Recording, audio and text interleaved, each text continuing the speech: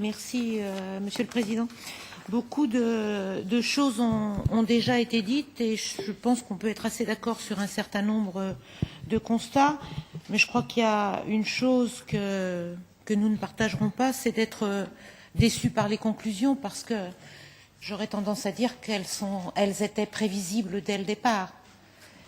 Depuis plusieurs années maintenant, l'Union européenne démultiplie les statuts et effectivement, nous savons tous que c'est les États membres qui gardent la main. Et même l'exemple de l'Allemagne, si j'ai bien entendu, la carte bleue a augmenté, mais au détriment du système national classique de régularisation allemande. Donc il n'y a pas de grande surprise en la matière. Pour être constructive, moi je suis très frappée, mais pas étonnée non plus, sur la question des pays d'origine. Mais je voudrais qu'on fasse un parallèle et qu'on essaye de travailler en la matière.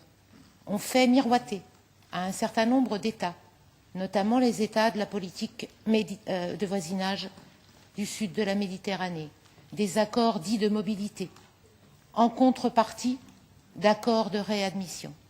Les accords de réadmission sont obligatoires, les accords de mobilité restent dans l'espérance.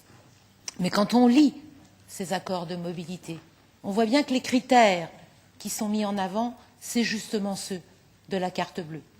Donc je pense que nous pourrions essayer de travailler avec un certain nombre de ces États.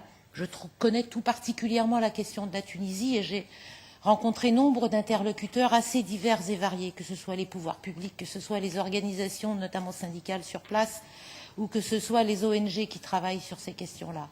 Je pense que nous aurions beaucoup à apprendre pour essayer de faire en sorte qu'il y ait un minimum de cohérence en la matière, en procédant à quelques auditions, y compris avec les ambassadeurs auprès de l'Union européenne qui ont des idées sur le sujet.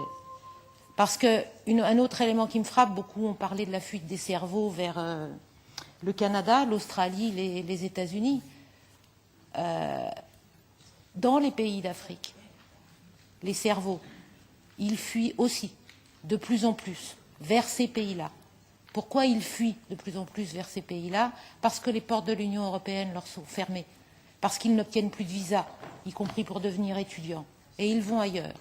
Et je pense qu'il y a un vrai travail à faire pour essayer de comprendre la cohérence de l'ensemble du système en la matière, sans illusion pour ce qui me concerne, mais il y a quand même un certain nombre de pistes de travail.